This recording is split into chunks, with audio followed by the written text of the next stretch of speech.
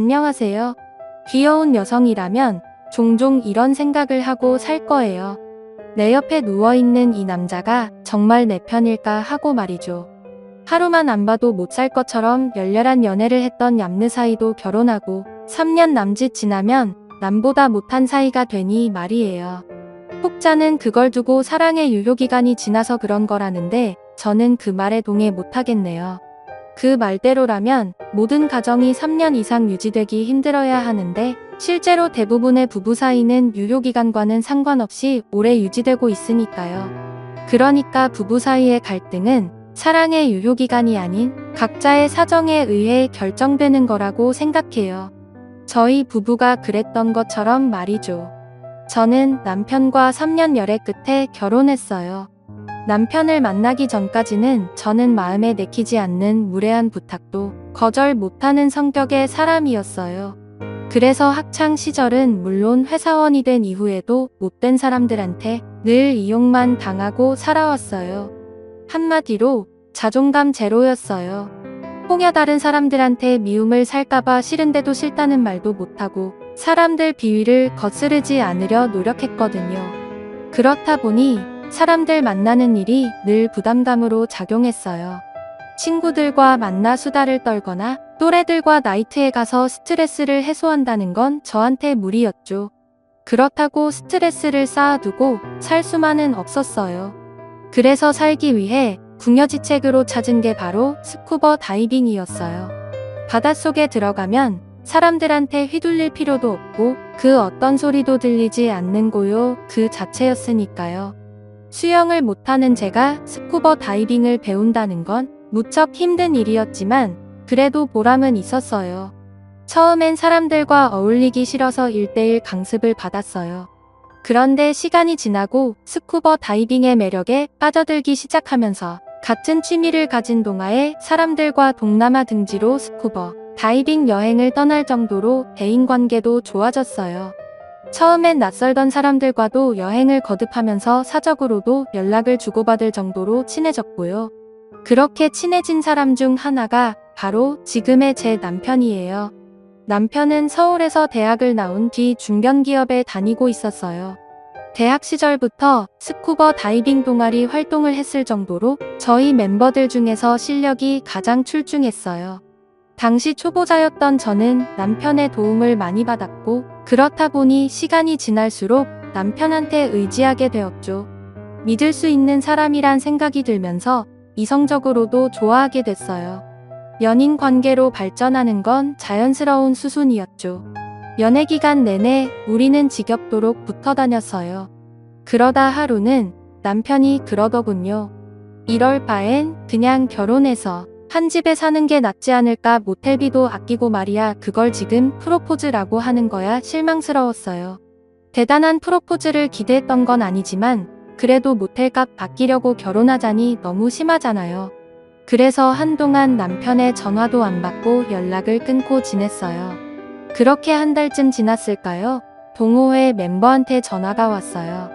이번에 보블로 스쿠버 다이빙 하러 갈 건데 같이 안 갈래? 완전 저렴한 항공권이 나와서 다들 가기로 했거든. 자기도 갈 거지. 솔직히 솔깃했어요. 보홀은 전부터 한번 가보고 싶었던 곳이었거든요.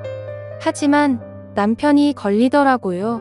그래서 남편도 가냐고 물었더니 상준 씨는 일 때문에 바빠서 이번에 못 갈 것 같더라고. 그 말에 다행이다 싶으면서도 왠지 섭섭하기도 했어요. 물속에 들어갈 때마다 늘 제 곁을 지켜주던 사람이 더는 내 곁에 없다는 게 그렇게 허전할 수 없었죠. 그래도 어쩌겠어요? 제가 싫다고 연락을 끊었는 거려. 아무튼 저는 여름 휴가를 동호회 회원들과 함께 보홀에서 보내게 되었어요. 보홀에 도착해 막 공항을 나오는데 동남아 특유의 습한 기온이 온몸을 휘어감더군요. 그래서 마중 나온 전세 차량을 타고 바로 호텔로 향했어요. 다른 회원들은 당장이라도 바다에 뛰어들 기세였지만 왠지 저는 그럴 기분이 나지 않았어요.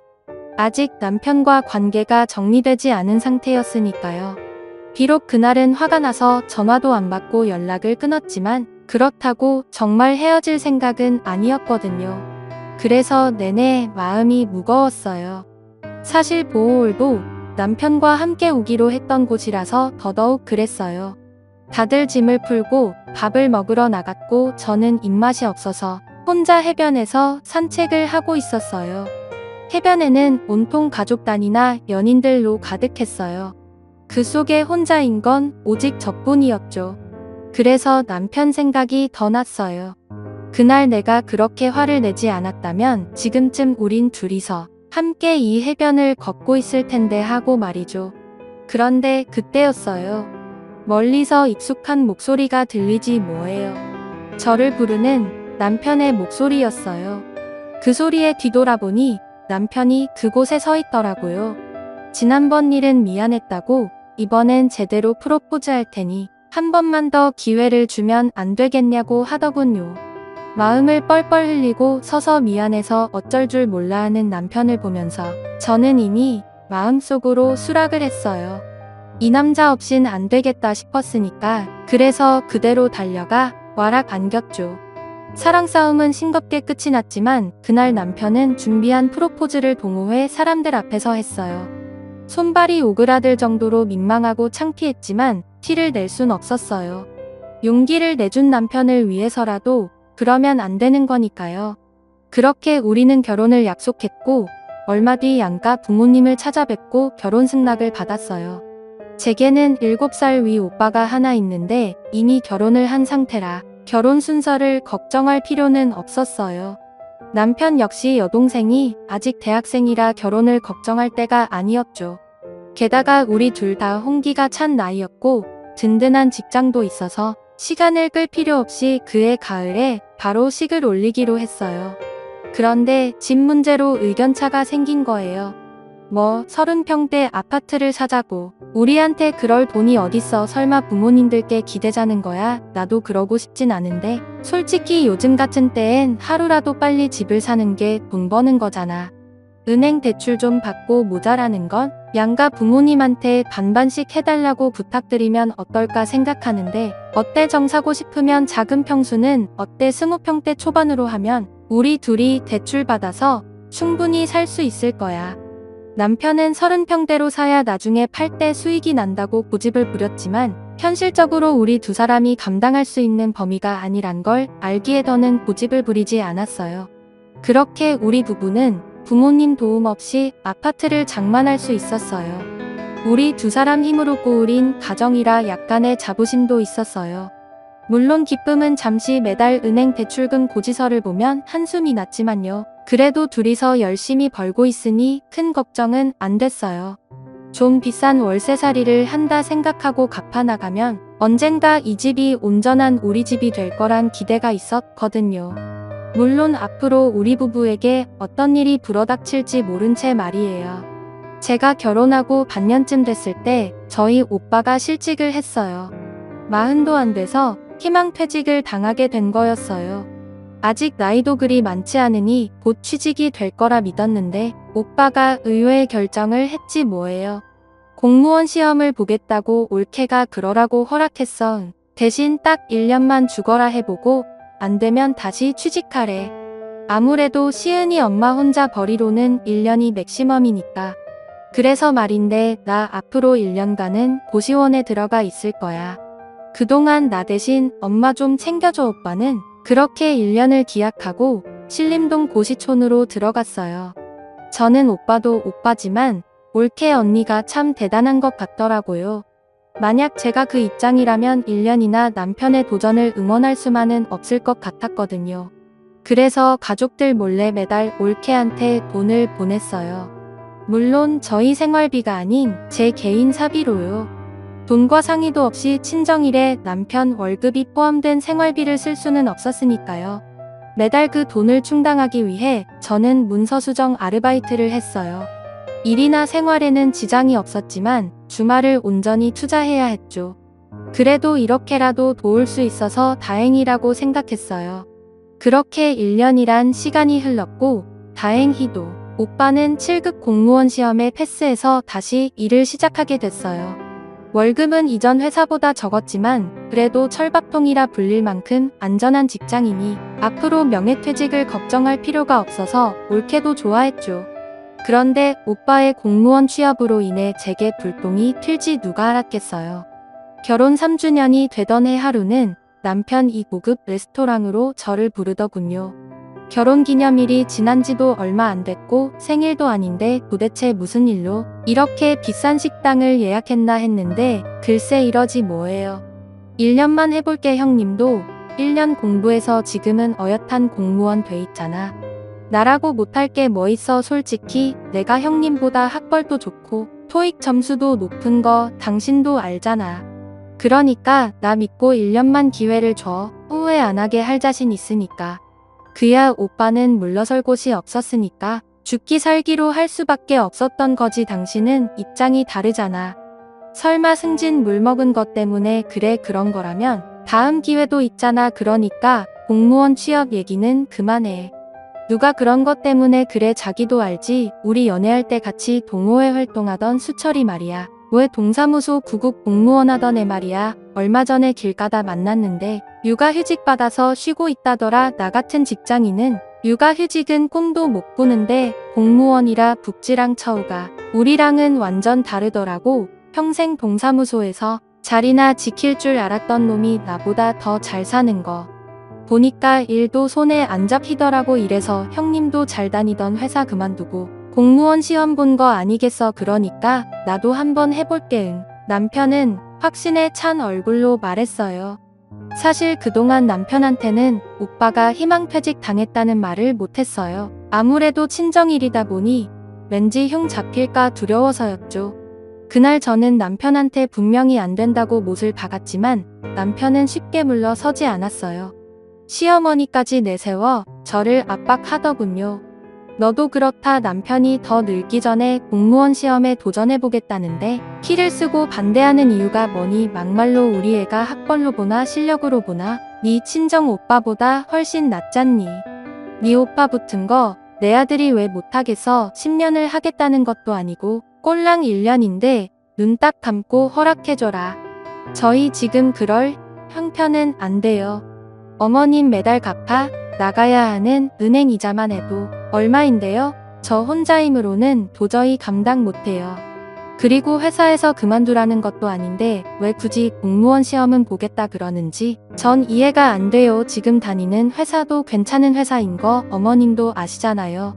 근데 왜 서서 고생을 하려는지. 결국은 돈이었구만. 넌 네 남편이 돈 벌어다 주는 기계로 보이지. 그래 그깟 돈 내가 주마. 그럼 그리 알고 내 아들 소원풀이하게 놔둬라. 결국 시어머니께서 매달 150만 원을 보조해주시는 조건으로 남편은 공무원 시험 준비를 하게 되었어요.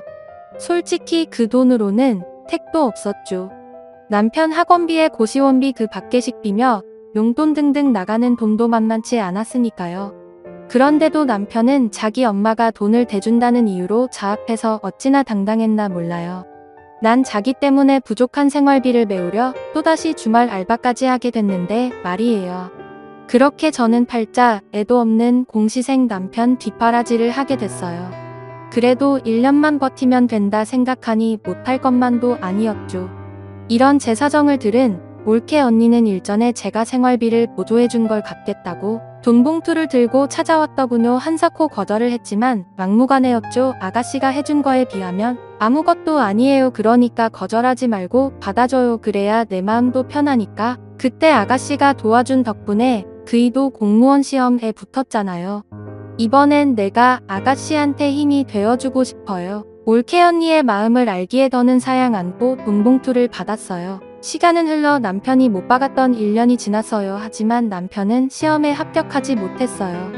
어쩌면 당연한 결과였는지 몰라요. 죽어라 공부해도 모자랄 판에 저 몰래 예전 동호회 사람들과 스쿠버 다이빙을 하러 동남아 여행까지 다녔으니까요. 그래 놓고는 자기 실력이면 당연히 합격이라고 호언장담까지 하더군요. 안 되면 재취업하면 그만이라면서요. 더 이상 물러설 곳이 없었던 오빠와 달리 언제고 갈 곳이 있다고 믿었던 남편은 그 후로 2년을 더 공무원 시험에 매달렸지만 결과는 달라지지 않았어요. 그러자 보다 못한 저희 오빠가 남편을 불러 얘기를 했어요. 그런 식으로는 백날 공부해도 안 되니 이쯤에서 그만두고 취직하라고요.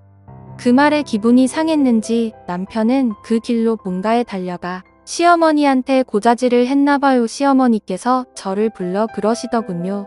그깟 7급 공무원 주제에 어디서 호급 준비하는 내 아들한테 큰소리야. 고작 지방대밖에 못 나온 주제에 감히 따지고 보면 이게 다 네 탓이야. 네가 집에서 얼마나 내 아들을 하찮게 대했으면 네 친정오빠가 내 아들한테 그딴 소리를 하니. 지들이 돈 대주는 것도 아니고 내가 매달 돈까지 대주는데 뭐가 문제야. 한 번만 더 주제 넘게 내 아들 불러서 헛소리 짓거리면 그때 나도 가만 안 있는다 가서. 그렇게 전에 5급 공무원 준비하는 아들이 뭐가 그리 대단하다고. 시어머니는 목에 핏대까지 세워가며 큰 소리를 치셨어요. 남편은 시어머니 뒤에 숨어 공무원 시험을 핑계로 7년이나 세월을 까먹고 말았어요. 이제는 입사원서를 내도 어디서도 받아주지 않는 나이가 되었죠. 비단 나이 문제만은 아니었어요. 퇴직하고 7년 동안 아무런 일을 하지 않았기 때문에 경력 단절이 문제였죠. 상황이 이렇다 보니 이제는 꿈도 못 꾸고 저는 남편 뒷바라지를 하느라 몸도 마음도 많이 지친 상태였어요. 결국 과로로 병원 신세까지 지게 되자보다 못한 저희 엄마가 나섰어요. 남편을 불러다가 엄마 식당에서 주말 알바라도 하라고 시키신 거예요. 자네 내 딸을 죽일 셈인가. 벌써 몇 년째인가. 평일엔 회사일, 주말엔 아르바이트까지 하며 자그마치 7년을 버티네야. 그뿐인가. 자네 뒷바라지 하느라 몸이 10개라도 모자랄 판이라고. 이제 와서 취업을 하는 것도 무리니. 공무원 시험 그만두란 말은 안겠네. 대신 자네가 주말만이라도 가게에 나와 일을 하게나. 내 딸 어깨에 진 짐 좀 덜어주라고. 그렇게 해서 남편은 저희 엄마 식당에 주말 알바로 일하게 됐어요. 남편도 장모 볼 면목이 없어서 그런지 군소리 안고 아르바이트를 했어요. 말이 알바지. 엄마는 정직원과 똑같은 월급을 남편한테 주었어요. 사실 엄마는 남편을 알바로 부리려고 그랬던 게 아니라 나중에 남편한테 식당을 물려줄 생각이었거든요. 그래서 미리 연습을 시키려는 거였죠. 물론 그때까지만 해도 남편은 그런 엄마의 속마음을 몰랐지만 요 하루는 명절을 맞아 남편과 시댁을 찾았어요. 몇 년 전 결혼한 시누이 부부가 돌쟁이 딸과 함께 와 있더군요. 시누이는 자기 딸한테서 눈을 못 떼는 저를 보고는 그러더군요. 언니 부러우면 언니도 하나 낳아요. 아무리 우리 오빠가 저러고 있다지만 그렇다고 언니가 우리 집 대까지 끊으면 곤란하죠. 며느리 도리는 생각 안 해요. 그건 우리 애 말이 맞다. 네가 당장 애를 가져도 노산인데 언제까지 손 놓고 있을 거냐. 남편 대신 일 좀 한다고 며느리로서 해야 할 도리도 팽개칠 셈이야. 애는 내가 봐줄 테니 지금이라도 애부터 만들어. 그러자 남편이 불맨소리로 그러더군요. 엄마 아들 죽일 셈이야. 평일엔 공부하고 주말엔 장모님 가게 가서 일하느라 몸이 10개라도 모자랄 판에 애까지 가지라고. 제발 나 좀 내버려둬. 그게 무슨 소리냐. 장모 가게에서 일을 하다니 제대로 말 못해. 시어머니의 닭다리. 남편은 얼마 전부터 저희 엄마 가게에서 주말 알바를 하고 있다고 말했어요. 그러자 그 말이 채 끝나기도 전에 시어머니는 버럭 소리를 질렀어요. 이놈의 애편내가 감히 내 아들을 부려먹어. 얘 너 입 있으면 말 좀 해봐라. 네가 네 엄마한테 내 아들 데려다 부려먹으라 그랬냐. 돈 못 버니까 몸으로 때우라고. 너 아주 무서운 애구나. 돈이 필요하면 나한테 말하면 될 일이지. 공부하는 애를 데려다 일을 시켜 이래니까 내 아들이 집중을 못하고 시험에 떨어지는 거 아냐. 그날 시어머니는 저희 엄마한테 전화해 당신 아들이 시험에 떨어진 건 모두 저랑 저희 친정 탓이라고 생떼를 쓰며 사과를 요구했어요. 결국 엄마가 사과를 하고 그날 일은 일단락되었어요. 그런데 그게 끝이 아니었더라고요. 며칠 뒤 엄마한테 전화가 왔더라고요. 미성년자한테 술을 팔았다고 영업정지를 당했다나요. 직원 말로는 자기가 주문을 받을 때만 해도 테이블엔 30대 정도로 모이는 남자 3분이었다고 했어요. 그런데 주만한 음식과 소주를 들고 와보니 테이블에 젊은 친구가 하나 더 앉아있더라는 거예요. 하필 그때 단속이 떠서 신분증 검사를 했고 그 젊은 친구가 미성년자라서 문제가 되어버린 거죠. 억울하긴 했지만 억마는 일이 그렇게 되려니 그렇게 된 거라며 이참에 휴가나 갖자고 직원들을 다독였어요. 물론 유급 휴가로요. 전후 사정을 들은 오빠는 엄마한테 이참에 건강검진을 받아보자고 했어요. 하지만 엄마는 당신 몸은 당신이 잘 안다시며 싫다고 하셨죠. 연세도 있으신데 힘든 식당 일을 하시는 게 걱정됐던 저는 오빠와 함께 엄마를 설득했고 엄마는 못 이기는 척 건강진단을 받기로 하셨어요. 아빠가 돌아가신 이후 혼자 힘으로 식당을 꾸리셨고 그렇게 번 돈으로 오빠랑 저를 대학에 보내셨어요. 엄마 음식 솜씨에 마침 운까지 맞아서 가게는 손님이 끊이지 않았고 덕분에 지금의 규모로 확장되었죠. 식당은 주방과 홀을 합해 직원만 20명이 넘을 정도로 번창했지만 그럴수록 엄마는 힘에 부처하셨어요. 제 남편한테 식당을 물려주려고 했던 것도 이런 이유에서였죠. 오빠는 공무원이라 식당을 물려받을 생각이 없었고 초등학교 선생님, 올케 역시 마찬가지였어요. 그러니 아직 자리도 못 잡고 있는 남편한테 맡겨서 먹고 살 길을 열어주자 하셨던 건데 시어머니가 그 난리를 쳤으니 물 건너간 거죠. 이번 첫날 금식을 한 엄마는 다음날 피검사를 시작으로 하루 종일 갖가지 검사를 받았어요. 엄마는 검사받다 지쳐서 죽는 거 아니냐는 농담까지 하실 정도였죠. 그런데 말이 씨가 된다고 검사 결과에 온 가족이 충격을 받았어요. 엄마가 암 진단을 받았거든요. 다행히 발병한 지 얼마 안 된 상태라 수술까지 받을 필요는 없었고 약물 치료로 완쾌가 가능하다고 했어요. 엄마는 자식들 덕분에 일찍 병을 알게 돼서 살 수 있게 됐다며 저희 남매한테 고맙다고 하시더군요. 아빠가 사고로 돌아가셨을 때도 엄마는 그러셨어요. 아빠의 죽음으로 슬퍼하기보다는 이렇게 힘들 때 저희 남매가 있어서 힘내고 살 수 있겠다고 고맙다고 말이죠. 엄마를 살린 건 우리 남매가 아니라 긍정적인 엄마 성격 덕분인데 말이에요. 병원에서 태어난 엄마는 한동안 가게 일은 쉬기로 하셨어요. 하지만 계속 가게를 빌릴 순 없었죠. 그 이한테 가게를 맡긴다고 시어머니가 그러라고 하시겠어? 전에도 그 난리를 쳤는데 사돈한테는 내가 잘 얘기해 볼게 어쩌면 김서방도 그만둘 때를 놓쳐서 말도 못하고 안 되는 시험에 매달리고 있는지도 모르잖니. 이럴 땐 옆에서 그만둘 명분을 만들어주는 것도 방법이야. 평생 저러고 살게 둘 순 없잖아. 엄마 말이 일리가 있는 것 같아서 주말에 엄마와 함께 시어머니가 하시는 헤어샵으로 갔어요. 그런데 거기서 뜻밖의 인물을 만나게 된 거 있죠. 미용고 학생들 몇몇이 실습을 나와 있었는데 그중 하나가 바로 엄마 가게에 왔던 미성년자 손님이었던 거예요. 엄마는 그 일로 경찰 조사까지 받았던 터라 얼굴을 똑똑히 기억하고 있었죠. 학생이 왜 여기에 있어? 그럼 여기서 일하는 직원이었어? 저희 엄마의 말에 사색이 된 학생은 얼른 도망을 쳤어요. 그리고 그 상황을 본 시어머니 역시 눈알이 흔들릴 정도로 당황하더군요. 그리고는 벼락같이 소리쳤어요. 왜 남의 가게에 와서 소란이에요? 내 직원이 뭘 잘못했다고? 괜한 억측하지 말고 돌아가요. 그 모습은 누가 봐도 이상했어요. 사돈, 지금 억측이라고 했습니까? 내가 뭐에 대해 억측을 한다는 거죠? 혹시 사돈이 저 학생을 시켜서 일부러 우리 가게에 영업정지를 받게 했다고 생각하는 걸 말하는 거예요? 사돈 행동을 보니 맞는 모양이네요. 좋아요. 이미 지난 일 지금에 와서 따진들 뭐 하겠어요. 둘이 아니라고 발뺌하면 그만인 걸 대신 하나만 묻죠. 왜 그랬어요? 나한테 무슨 억하 심정이 있어서 그런 짓을 했냐고요? 몰라서 물어요? 금지옥에 키운 내 새끼의 식당 종업원으로 부려먹는 거 열받아서 그랬습니다. 이참에 그 식당 문 닫게 하려고요. 왜요? 뭐 잘못했어요? 적반하장으로 나오는 어머니 모습에 하마터면 욕이 나올 뻔했어요. 어머님, 그걸 말이라고 하세요?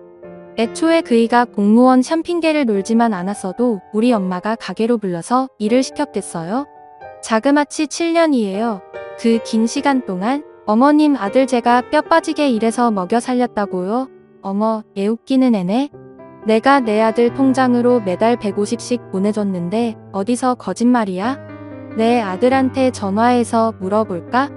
네, 그러세요. 전요. 처음 1년 빼곤 지금껏 10원 한 장 못 받았으니까요. 그렇게 시어머니는 남편한테 전화해 돈의 행방을 물었고 남편은 그 돈은 자기가 중간에서 뺐었다고 실토했어요.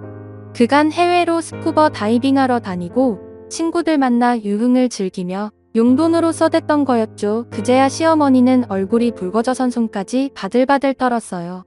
세상에, 김서방이 왜 그렇게 정신 못 차리고 사나 했더니 원인이 여기 있었네요. 사돈 마음 씀씀이가 그러니 자식인들 온전하겠어요?